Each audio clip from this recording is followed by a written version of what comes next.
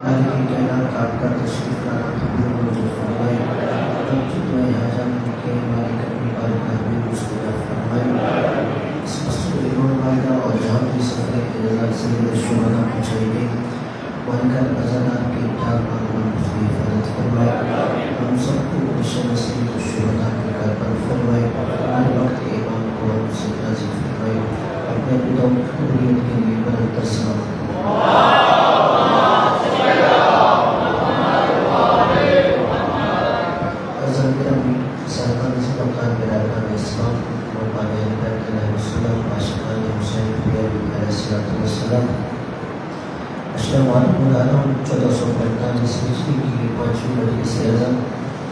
اس اشرا میں ہم نے سورہ مؤمنون کی آیت نمبر 71 کو سنامہ کلام قرار دیا تھا تاکہ ہمیں پتہ چل سکے کہ حق اور باطل کا معیار کیا ہے اور حق اور باطل کی پہچان کی جا سکے۔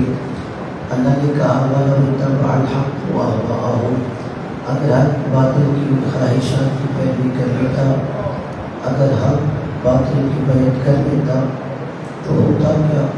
لَفَسَدَتِ السَّمَاوَاتُ وَالْأَرْضُ، نہ آسمان رہتا نہ زمین رہتا، وَمَنْ فِيهِنَّ، آسمان و زمین کے درمیان جو چیزیں ہیں وہ تباہ و برباد ہو جاتا۔ آج آسمان بھی باقی ہے، آج زمین بھی باقی ہے، تو ہمیں ماننا پڑے گا نہ کل حق نے باطل کی بیعت کی تھی نہ آج حق باطل کی بیعت کرتا ہے۔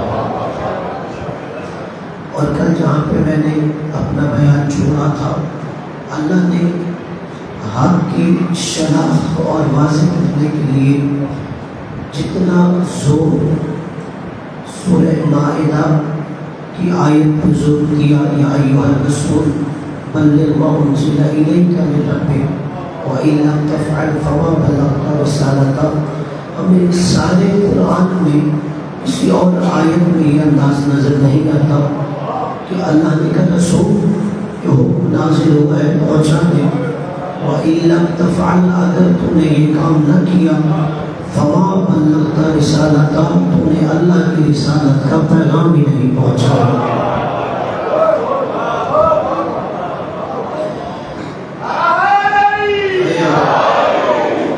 در حقیقت اللہ یہ چاہتا تھا کہ میں قیامت تک کے اسلام کا بندوبست کر کے جاؤں،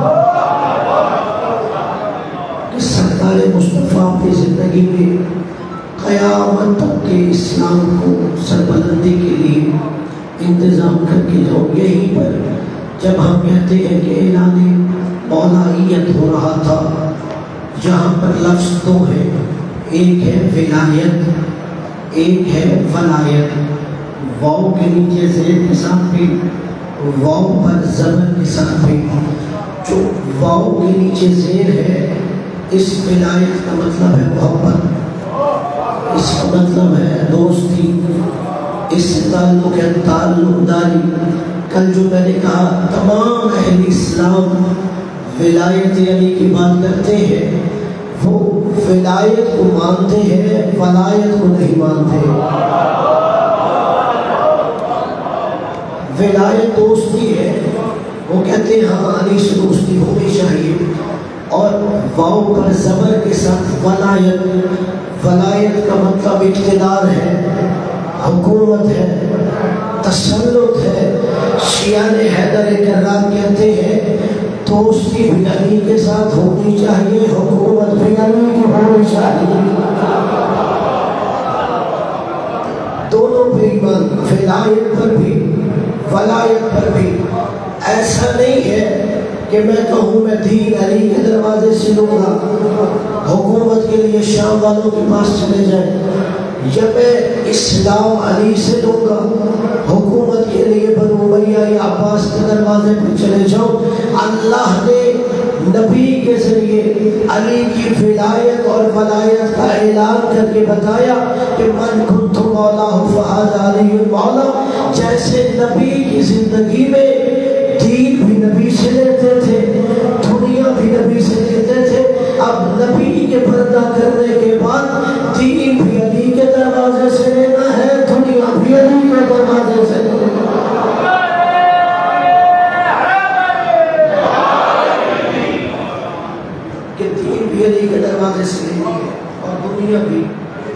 दरवाजे से।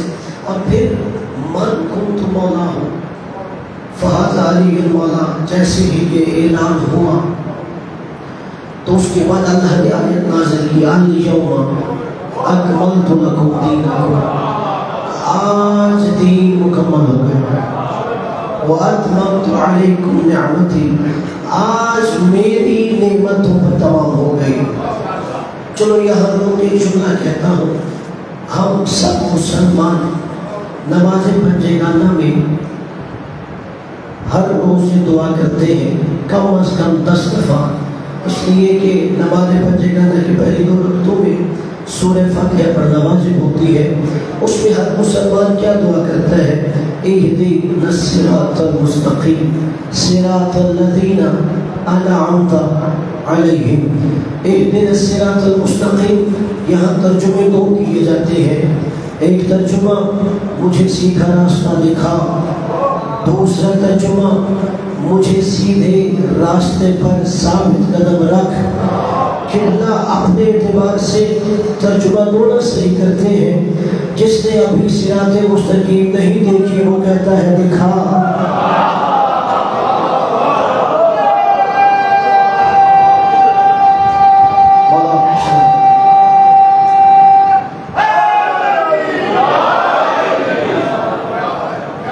जिसने अभी सिराते मुस्तकीम नहीं देखी वो कहता है सिराते मुस्तकीम दिखा, और जिसने सिराते मुस्तकीम देख ली है वो कहता है मुझे साबित कदम रख। चले मैं और आसान कर देता हूँ, सिर्फ हामी तो नहीं सूरह फातिहा नमाज में पढ़ते, नबी भी पढ़ते थे। अपने मर्जी के मुफ्ती के सर पे कुरान रख के पूछो नबी के ज़हन में क्या होता था। क्या नबी ये कहते थे, खुदा को सलामत रखे, क्या नबी सिरातल मुस्तकीम पढ़ते वो ये कहते थे मुझे सीधा रास्ता दिखा? ये नबी तो सारी कायनात को रास्ता दिखाने आया था। तो मानना पड़ेगा सिराते मुस्तकीम दिखा दिया था, बस उसमें साबित कदम रखना है। तो ये सिराते मुस्तकीम है क्या? सिरातल लज़ीना अनअमता अलैहिम, ये उन लोगों का रास्ता है जिन पे अल्लाह ने अपनी नेमत नाज़िल की है। अब किबला कौन सा ऐसा बंदा है जो समझे कि मेरे ऊपर नेमत नहीं है? मसलन औलाद नेमत है, माल नेमत है, माँ बाप नेमत है, अल्लाह ने हमें जिंदगी दी ये नेमत है। क्या किबला ये नेमतें मुसलमान के पास भी हो सकती है, ये नेमतें काफिर के पास भी हो सकती है? तो ये कोई खास नेमत है जिसका अल्लाह तज़किरा कर रहा है, ये कोई खास नेमत है कि जिसका अल्लाह तज़किरा कर रहा है। परेला हमें उन लोगों के रास्ते पे चला जिन पर तूने अपनी नेमत नाज़िल की है। किबला कभी पता न चलता अगर ऐलान विलायत के बाद अल्लाह सूरह माइदा की आयत न उतारता, अल यौमा अकमलतु लकुम दीनकुम व अतममतु अलैकुम निअमती, आज मैंने विलायत अली के जरिए दीन मुकम्मल कर दिया, नेमत तमाम कर दी।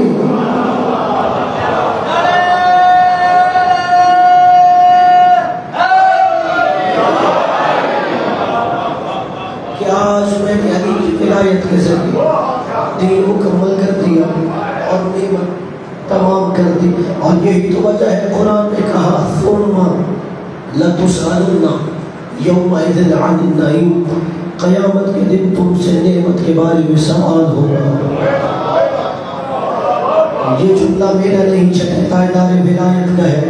मौला ने अपने शागिर्दों की घर दावत की, मौला ने मुख्तलिफ अनवा व अक़साम के खाने रखे।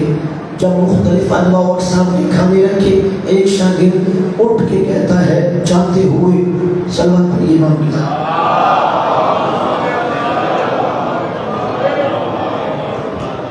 जब उसने खाना खाया उठ के जाते हुए कहता है कि जो एक दस्तरखान पर इतने खाने सजाए हैं, इतनी नेमतें रखी हैं, क़यामत के दिन इसका हिसाब देना है। इमाम जाफर सादिक अलैहिस्सलाम फरमाते हैं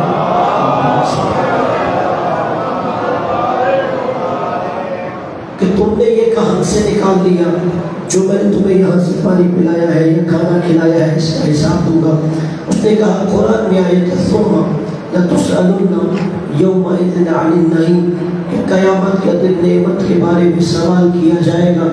امام نے جیسے ہی سنا، امام نے کہا کیا تم یہ سمجھتے ہو اللہ تمہیں پانی پلا کے حساب دے گا؟ اللہ تمہیں کھانا کھلا کے حساب دے گا؟ امام فرماتے ہیں جو غریب بندہ ہوتا ہے وہ بھی دنیا میں کسی کو کھلا کے حساب نہیں مانتا۔ قبلہ میں سب کو شریک میں سفر کرنے کے لیے مثال دے دیتا ہوں، میں یہاں مجلس پڑھنے کے لیے آیا، صرف مثال دے رہا ہوں۔ بانیان نے مجھے کھانا کھلایا، کھانا کھلانے کے 1 مہینے بعد میری اور ان کی ملاقات ہو گئی۔ انہوں نے کہا مولانا صاحب جو کھانا کھایا تھا اس کا حساب تو دے، کھانا جو ہم نے آپ کو کھلایا تھا اس کا تو حساب دے۔ قبلہ ہر بندہ جو یہ سنے گا وہ سوچے گا جی کیسے شریف النفس سے پہلے خود کھلایا اب حساب لے رہے ہیں۔ امام نے کہا کریم بندہ بھی کھانا کھلانے کے بعد حساب نہیں لیتا تو یہ کیسے ممکن ہے؟ اللہ تمہیں پانی پلائے گا تو حساب دے گا، اللہ تمہیں گیہوں کھلائے گا تو حساب دے گا۔ پھر شاگرد نے امام صادق سے کہا یہ کون سی پھر نعمت ہے جس کے بارے میں اللہ نے کہا قیامت کے دن حساب ہوگا؟ امام نے کہا یہ کوئی اور نعمت نہیں ہے جس نعمت کا قیامت کے دن سوال ہوگا، وہ ہم اہل بیت کی محبت و ولایت کا سوال ہوگا۔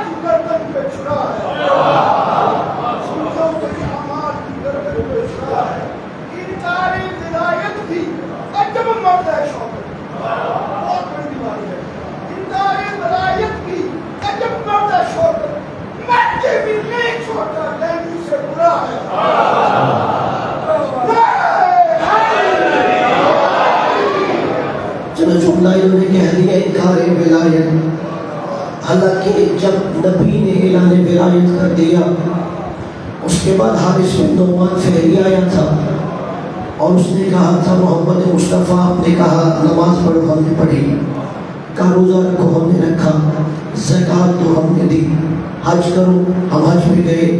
کہا اب یہ جو علی کی ولایت کا اعلان کیا ہے یہ اپنی طرف سے کیا ہے یا اللہ کی طرف سے کیا ہے؟ سید الانبیاء فرماتے ہیں والذی بیدہ نفسی، مجھے اس ذات کی قسم ہے جس کی قبضہ قدرت میں مجھ محمد مصطفیٰ کی جان ہے، علی کی ولایت کا اعلان میری طرف سے نہیں اللہ کی طرف سے ہو رہا ہے۔ اب اس نے ایک جملہ کہا اللہم ان کان ھذا ھو الحق من عندک فامطر علینا حجارۃ من السماء او ائتنا بعذاب علیم، کہ اے بار الہ اگر یہ تیری طرف سے حق تھا تو ابھی مجھ پر آسمان سے پتھروں کی بارش نازل کر، او ائتنا بعذاب علیم یا کوئی دردناک عذاب دے۔ یہ جملہ مجھے ولایت کہہ رہا تھا اور یہ وہی جملہ ہے جو اس سے پہلے ابو جہل کہہ چکا تھا۔ سورہ توبہ کی آیت میں بیان ہوا کہ ایک دن ابو جہل رسول کے پاس آیا، نبی قرآن پڑھ رہے، ابو جہل نے کہا ذا کلام من، یہ کس کا کلام ہے؟ نبی نے کہا کلام اللہ، یہ اللہ کا کلام ہے۔ جیسے ہی ابو جہل نے سنا وہ جملہ کہتا ہے اللہم ان کان ھذا ھو الحق من عندک فامطر علینا حجارۃ من السماء او ائتنا بعذاب علیم، کہ اے اللہ اگر یہ قرآن تیری طرف سے حق ہے تو مجھ پر آسمان سے پتھروں کی بارش نازل کر یا دردناک عذاب پھر۔ اللہ نے اگلی آیتوں میں کہا وما کان اللہ لیعذبہم وانت فیہم، میرے حبیب اس میں عذاب کیسے نازل کروں، ان کے درمیان محمد مصطفیٰ ہے۔ اس نے کہا عذاب نازل کرو، اللہ نے کہا کیسے نازل کروں، تو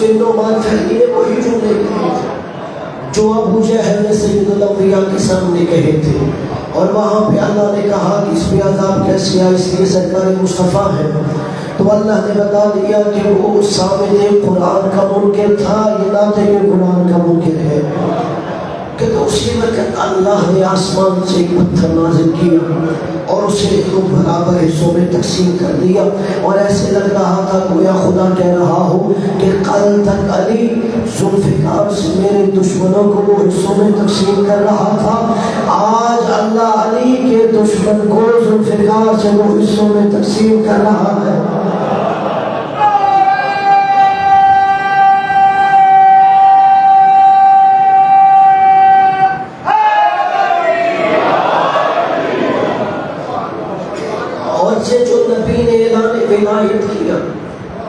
ہم بھی خوش ہوتے ہیں کہ یہ 18 ذی الحج کو حضرت علی کو مولا بنایا گیا، 18 ذی الحج کو حضرت علی کو مولا بنایا نہیں گیا، دنیا کو یہ مولا دکھایا گیا۔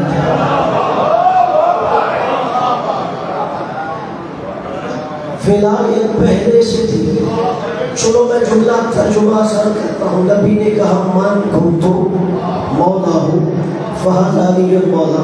اگر آپ کنتو کا ترجمہ سمجھ لیں، اللہ نے اپنے بارے میں بھی کنتو کا لفظ استعمال کیا کہ کنتو کنزا مخفیا، میں چھپا ہوا خزانہ تھا، خدا کو سلامت رکھے، یہ نہیں کہتے کہ میں چھپا ہوا خزانہ ہوں، کنتو کنزا مخفیا، میں چھپا ہوا خزانہ تھا۔ رسول نے حدیث ارشاد فرمائی کنتو نبی و آدم بین الماء والطین، میں اس وقت نبی تھا، یہ نہیں کہتے میں نبی ہوں، کنتو نبی و آدم بین الماء والطین، میں اس وقت بھی نبی تھا، ابھی آدم آب و گل کے درمیان تھے۔ اچھا اللہ کے لیے آیا کنتو ترجمہ ہم نے کیا تھا، نبی کے لیے آیا کنتو ترجمہ کیا تھا، تو اب ترجمہ کیا ہونا چاہیے؟ من کنتو مولا فہذا علی المولا، نبی نے کہا جب سے میں مولا تھا تب سے علی مولا تھا، جب سے میں مولا تھا تب سے علی مولا تھا۔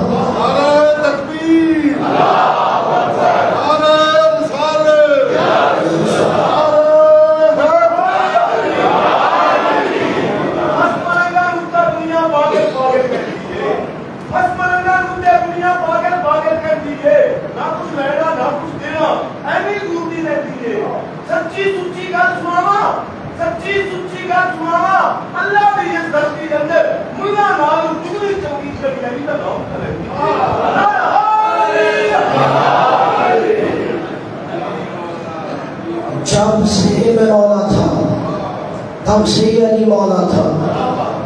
اور پھر جب چھٹی تائیدار ولایت سے یہ پوچھا گیا کب سے یہ مولا تھے، کہ کب سے یہ مولا تھے، امام نے کہا یہ روز الست کی بات ہے، روز عہد و پیمان کی بات ہے، عالم ارواح کی بات ہے کہ اللہ نے اس نے ساری روحوں کو جمع کیا، الست بربکم، سب سے توحید کا اقرار لیا، رسالت کا اقرار لیا، ولایت کا اقرار لیا، کہ ہر نبی نے توحید کا بھی اقرار کیا، رسالت کا بھی اقرار کیا، ولایت کا بھی اقرار کیا۔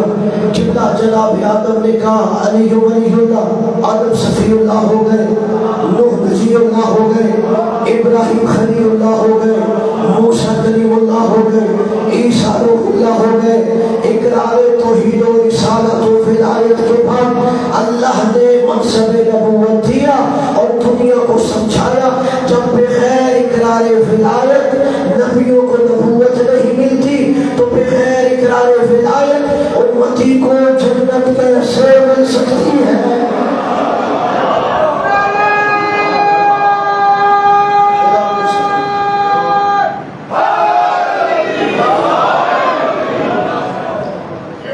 اور پھر امام کی حدیث آگے بڑھتی ہے، امام فرماتے ہیں پھر اللہ نے صلب آدم سے قیامت تک کی روحوں کو نکالا، ان سے اقرار توحید بھی لیا، اقرار رسالت بھی لیا، اقرار ولایت بھی دیا۔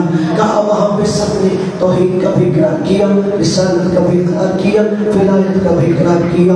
کوئی دنیا میں توحید کا منکر ہو گیا، کوئی رسالت کا منکر ہو گیا، کوئی ولایت کا منکر ہو گیا۔ وجہ کیا تھی؟ وہاں صلب آدم میں تھے تو اقرار کر رہے تھے، دنیا میں آئے تو انکار کر دیا، اس لیے کہ صلب آدم بھی پاک تھا، جسم آدم بھی پاک تھا، جسد آدم بھی پاک تھا، پیکر آدم بھی پاک تھا۔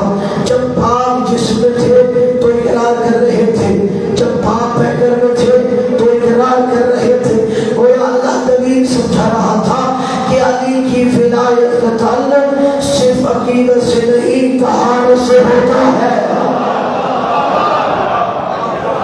علی کی ولایت کا تعلق صرف عقیدت سے نہیں، محبت سے نہیں، یہ ولایت سے ہوتا ہے۔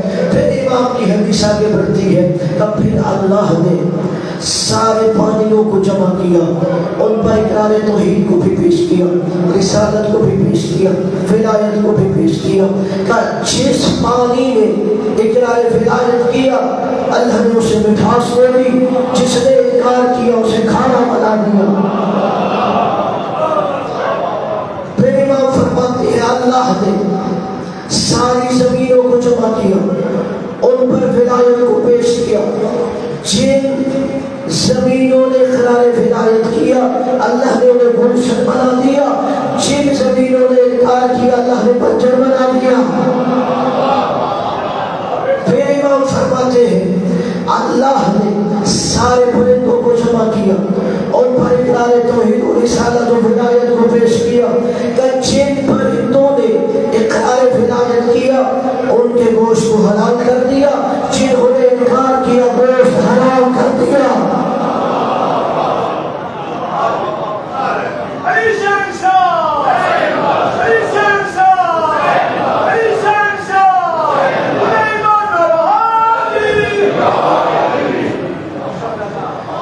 کہا پھر جو جتنی جلدی اقرار ولایت کر رہا تھا اللہ اسے اتنا بڑا مرتبہ دے رہا تھا۔ کہ جس فرشتے نے سب سے پہلے اقرار ولایت کیا اللہ نے اس جبرائیل کو سید الملائکہ بنا دیا۔ چھڑے اقرار ولایت کا جملہ ہے میرا نہیں، کہا جس ہوا نے سب سے پہلے اقرار ولایت کیا اسے باب نصیب بنا دیا، جس پانی نے سب سے پہلے اقرار ولایت کیا اسے آب کوثر بنا دیا، جس پتھر نے سب سے پہلے اقرار ولایت کیا اسے عقیق بنا دیا، جس زمین نے سب سے پہلے اقرار ولایت کیا اسے زمین کعبہ بنا دیا۔ کہ اللہ نے کہا یہ ہر ایک کو اقرار ولایت کی وجہ سے بلند درجہ دے رہا ہوں۔ کہ پھر اللہ نے جس دن سارے انسانوں کی روحوں کو جمع کیا، سارے زمین، سارے پانی، سارے پرندوں کو جمع کیا تاکہ اسے اقرار توحید و رسالت و ولایت دے سکے، اللہ نے اس دن کو ان سب کو جمع کرنے کی وجہ سے جمعہ کا دن بنا دیا۔ جمعہ جمع کرنے کا نام ہے، چونکہ اللہ نے اس نے توحید و رسالت و ولایت کے لیے ہر شے کو جمع کیا تھا، اس لیے اللہ نے اسے جمعہ قرار دے دیا۔ تو اس لیے اللہ نے سمجھا دیا جسے جتنا بڑا رتبہ چاہیے وہ اتنی جلدی قرار ولایت کر رہا تھا۔ اور پھر جا کے دیکھ لیجیے جس نے اس انعام کو چھپایا تھا کہ جو نبی نے کہا من کنت مولا فہذا علی المولا، کوفہ کی روایت ہے مولا علی ممبر کوفہ میں تھے، مولا علی نے کہا لوگوں کیا تم نے نہیں سنا تھا کہ نبی نے کہا تھا من کنت مولا فہذا علی المولا۔ کچھ لوگوں نے گواہی دی، 8 بندے جو وہاں موجود تھے غدیر خم کے میدان میں، انہوں نے گواہی نہیں دی، مولا نے نام لیا فلاں ابن فلاں، فلاں ابن فلاں، فلاں ابن فلاں، فلاں ابن فلاں۔ کیا تم نے نہیں سنا تھا؟ تم نے نہیں سنا تھا؟ تم نے نہیں سنا تھا؟ کسی نے کہا یا علی بوڑھا ہو گیا ہو، کسی نے کہا یا علی اب نسیان ہو جاتا ہے، کسی نے کہا حافظہ کمزور ہو گیا ہے، کسی نے کہا یا علی بھول گیا ہوں۔ مولا علی نے کہا اے بار الہ، اگر یہ جھوٹ بول رہے ہیں تو ان پہ عذاب نازل کر۔ علماء اسلام نے لکھا ہے ان 8 بندوں پر علی کی بددعا کی وجہ سے ایسا عذاب نازل ہوا جو چھپانے سے بھی نہیں چھپتا تھا۔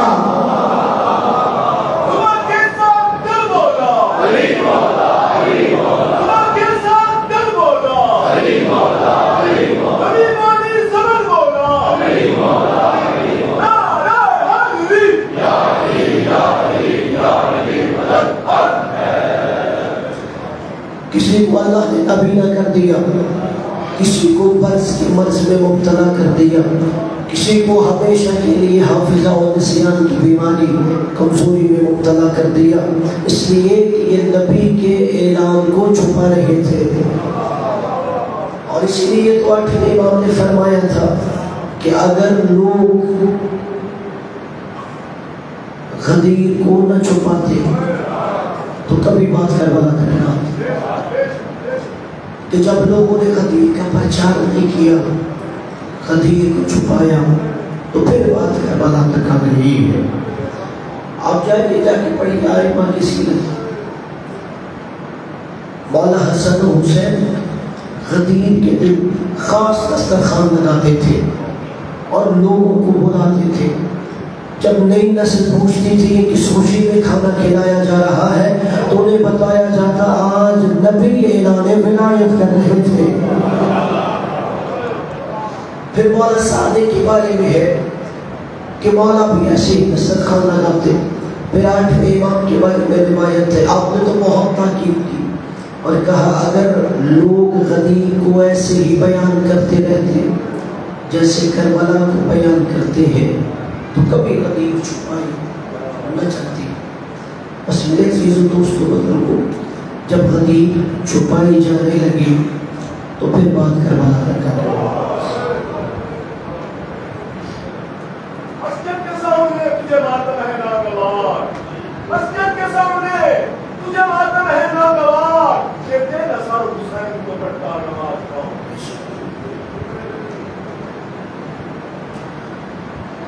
یہ تو مصری نہیں ہے، ایک عالم تھے نام کے تو نظر غزوانی، ان کا یہ طریقہ تھا جب بھی مسلح عبادت پہ آتے تھے وہ اپنا رخ پہلے کربلا کی جانب کرتے اور کہتے تھے السلام علیکہ یا ابا عبداللہ حسین، حسین تجھ پہ سلام ہو، یہ تیرے آخری سجدے کے صدقے میں میں مسلح عبادت پہ کھڑا ہوں۔ عدالت اسلام کو بچانے کے لیے بانیان اسلام نے اپنا سب کچھ قربان کیا ہے۔ آپ جانتے ہیں کہ آج کا دن حسین کے 6 ماہ کے بیٹے سے مخصوص ہے۔ عزاداروں، اگر کسی کو کربلا سمجھانی ہو تو آپ یا بات حسین کے علی اصغر سے شروع کیا کرو یا حسین کی سکینہ سے شروع کیا کرو۔ 6 ماہ کا بچہ تو جب نہیں کر سکتا، جب مولا نے کہا حل من ناصر ینصرنا ہے حسین کی مدد کرنے والا، عزاداروں فرات کے کنارے شہدائے کربلا کے لاشیں تڑپنے لگے۔ زہرا کا لال کیوں مدد مانگ رہا ہے، ہمیں نئی زندگی دے، ہر زندگی تیرے قدموں پہ قربان کر دیں گے۔ پھر جب مولا نے کہا حل من ناصر ینصرنا، خیموں میں کوہرام بپا ہو گیا کہ 6 ماہ کے بچے نے خود کو چھوڑنے سے گرا دیا ہے، اس لیے کہ حجت خدا اس طرح سا بلند کر رہا ہے۔ مولا حسین خیام میں آئے، کہا سکینہ یہ کیسا کوہرام بپا ہے، زینب خیموں میں کیا ہوا ہے؟ کہا حسین جب سے تو نے اس طرح سا بلند کیا ہے اصغر نے چھوڑنے سے گرا دیا ہے۔ عزادار مولا حسین کہتے ہیں بچہ میرے ہاتھوں پہ دو، میں بچے کو پانی پلا کے لاتا ہوں۔ کتب مقاتل میں جملہ ہے، اہل سنت علی مختب خارزم نے کتاب لکھی ہے مقتل الحسین، 2 جلدوں میں کتاب ہے، جس میں انہوں نے حسین ابن علی اور نبی کے نواسوں کی حرمت کے مسائل لکھے۔ عزادار و اصغر کی حالت کیا تھی کہ جو مٹھی بند ہو جاتی ہے وہ کھلتی نہیں ہے، اس حالت میں اصغر جی رہا تھا۔ مولا حسین نے علی اصغر کو اٹھایا کہ اس حالت میں کہ علی اصغر کے اوپر آبا کا دامن کیا ہوا تھا۔ عزاداروں جب اس حالت میں حسین جا رہے تھے تو لشکر یزید نے یہ سمجھا شاید حسین تھک گیا ہے اور امتحان نہیں دے سکتا، اب حسین قرآن اٹھا کے لا رہا ہے، شاید ہم سے صلح کرنا چاہتا ہے۔ عزاداروں جب حسین نے کہا ہوگا یہ سامت قرآن نہیں ہے، حالات کے قرآن کا ایک پارا ضرور ہے کہ مسلمانوں تمہاری نظر میں اگر کوئی مجرم ہے حسین ابن علی ہوگا کہ یہ تو 6 ماہ کا بچہ ہے، یہ تو ماں کو ماں بھی نہیں کہہ سکتا، اگر ہو سکے ایک گھونٹ پانی دے دو۔ عزادار لشکر یزید کہتا ہے حسین اپنا ساتھ خود ہے، بچے کا نام لے رہا ہے، اتنے میں حسین ابن علی نے بچے کو ہاتھوں پہ بلند کیا، بچے نے اپنے خوش نمے پہ زبان بولی۔ عزادار لشکر یزید پھیر کے رونے لگا، اتنے میں عمر ابن صاحب نے کہا آئینہ آئینہ حرملا کہا ہے، حرملا آگے بڑھا تاریخ کا کلام الحسین، حسین کا کلام قطع کرے، اس ملعون نے وہ تیر اٹھایا جو عرب والے سب سے بڑے جانور پہ چلاتے۔ ظاہرہ جن کی چھوٹی چھوٹی اولادیں ہیں وہ یہ جملہ محسوس کریں گے کہ اس ملعون نے وہ تیر اٹھایا جو عرب والے سب سے بڑے جانور پہ چلایا کرتے تھے۔ اللہ دارو جو ابھی جملہ نہیں سمجھا میں اس کے لیے آسان کر دیتا ہوں۔ عرب میں جیسا جانور ہوتا تھا شکار کے لیے ویسا اوزار استعمال کیا جاتا تھا، کسی کے لیے چھری استعمال کی جاتی، کسی کے لیے خنجر استعمال کیا جاتا، کسی کے لیے تیر استعمال کیا جاتا۔ سب سے بڑا جانور اونٹ تھا، عزادار اونٹ کے لیے تیر بھاگ کا تیر چلایا جاتا تھا۔ عزادار یہ حسین کا 6 ماہ کا بیٹا کہتے ہیں کہ حرملا آیا، اس نے تیر بھاگ کا تیر چلانا چاہا، تیر اس کے ہاتھ سے گر گیا، دوسری دفعہ اٹھایا پھر زمین پہ گر گیا۔ عمر ابن صاحب کہتا ہے تو بہت بڑا تیر انداز ہے، ذرا میرے قریب آ کے دیکھ، جب میں تیر چلانا چاہتا ہوں کبھی خیال حسینی کا پھٹا اٹھتا ہے، کبھی گرتا ہے، ایسے لگتا ہے جیسے کوئی بی بی کہہ رہی ہو اپنا تیر دیکھ، میرا صلیب دیکھ۔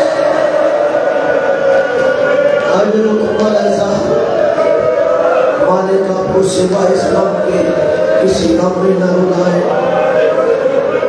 عزاداروں جیسے تیر چلا، کہتے ہیں جیسے تیر چلا بچہ ذبح ہو گیا۔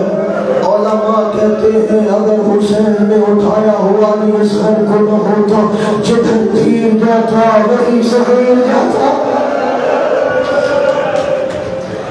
اجرکم علی الزہرہ، عزاداروں یہ وہ موقع تھا جب حسین ابن علی نے اپنے چاہنے والوں کو کربلا میں یاد کیا کہ لیتکم فی یوم عاشورا جمیعا تنظرونی، اے میرے چاہنے والوں کاش تم کربلا میں ہوتے، مولا ہم کیا کرتے کہ تم دیکھتے آخری فاسنس بین طفل فابو ان یرحمونی، حسین کیسے پانی مانگ رہا تھا اور میرا سوال رد ہو گیا۔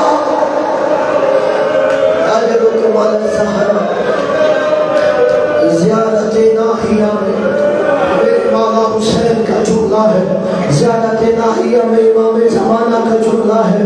امام زمانہ نے کیا جملہ فرمایا؟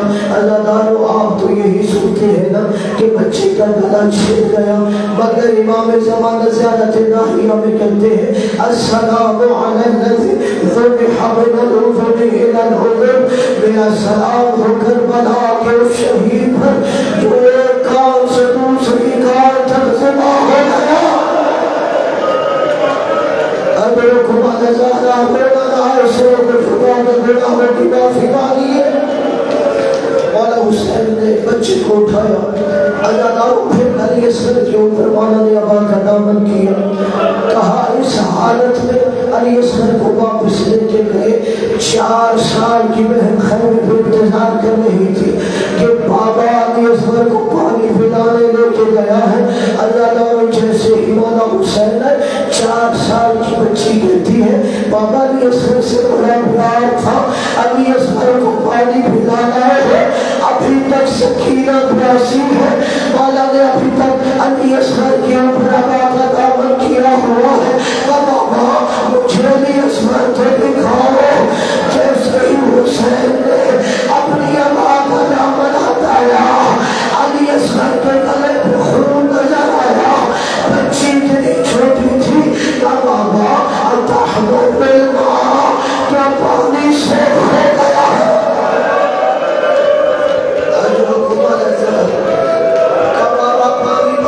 سرخ ہو گیا ہے، کبابا کا پانی سرخ ہو گیا ہے۔ عزادار آپ لوگ عاشور کو عمل کرتے ہو، مولا خیمے میں نہیں گئے، کئی دفعہ آگے بڑھے ہیں، کئی دفعہ پیچھے بڑھے ہیں، اور یہی جملہ ہے اِنَّا لِلَّهِ وَإِنَّا إِلَيْهِ رَاجِعُونَ رضا بقضائه وتسلیما لامره۔ حسین کبھی آگے بڑھتے ہیں، حسین کبھی پیچھے بڑھتے ہیں، جملہ یہی ہے لبوں پہ اِنَّا لِلَّهِ وَإِنَّا إِلَيْهِ رَاجِعُونَ رضا بقضائه وتسلیما لامره۔ مولا حسین خیمے کے باہر کھڑے ہیں، پہلے خیمہ سے آواز دی رباب ذرا باہر سے آؤ۔ اللہ تعالی رباب سلام اللہ علیہ باہر آئی، کہا رباب ذرا میرے پیچھے پیچھے چلتی آؤ۔ حسین ابن علی نے علی اصغر کو اٹھایا ہوا ہے، اللہ تعالی ماں پیچھے پیچھے چلتی جا رہی ہے۔ جیسے ہی مولا حسین پشت خیمہ پہ پہنچے، کہا رباب ذرا اپنی چادر سے ہاتھ باہر نکالو۔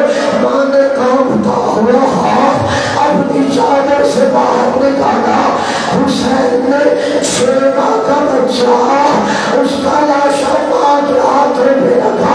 ماں نے پہلا جملہ کہا اصغر میں تیرے قاتل کی اولاد نہیں۔ ادرکم الزہر، دوسرا جملہ کہا امثلک یلحق، اصغر کا تو جیسے بچے بھی لہر کیے جاتے۔ اب حسین ابن علی نے تلوار سے ایک لہر بنانا شروع کی۔ کربلا میں حسین نے صرف ایک قبر بنائی تھی، وہ علی اصغر کی قبر تھی۔ علامہ حسین بخش جان اپنی کتاب میں لکھتے ہیں کہ کیا وجہ ہے کہ حسین نے علی اکبر کی قبر نہیں بنائی، قاسم کی قبر نہیں بنائی، علی اصغر کی قبر کیوں بنائی؟ وہ کہتے ہیں اس لیے کہ علی اکبر کربلا کی تبدیلوں کو برداشت کر سکتا ہے، علی اصغر کا تعلق جسے برداشت نہیں کر سکتا۔ کہا دوسری وجہ یہ ہو سکتی ہے کہ جب 10 محرم کو لاشیں پامال ہو رہے ہو تو علی اصغر اتنا چھوٹا ہے، علی اصغر کا لاشا پامال نہ ہو۔ جب 11 محرم کو سر میں کے ریزوں پہ بلند ہو، علی اصغر کا سر بلند نہ ہو، آقا حسین نے قبر بنائی۔ ماں باپ نے اپنے ہاتھوں سے بیٹا سے بیٹے لہر کیا، مولا نے قبر بند کر دی۔ اللہ نے جیسے ہی سر شمار ہونے لگے اور ابن سعد کہتا ہے ہم نے تو 72 مارے تھے، یہ ساری خطر ہے، 72واں سر کہاں گیا ہے؟ ایک ملعون کہتا ہے میں نے حسین کو دیکھا تھا، وہ جو چھوٹا سا بچہ لایا تھا، حسین خیمے کے پیچھے اس کی قبر بنا رہے تھے۔ اللہ تعالی شعر کہتا ہے 10 گھوڑا سوار تیار ہو تاکہ علی اصغر کا لاشا تلاش کی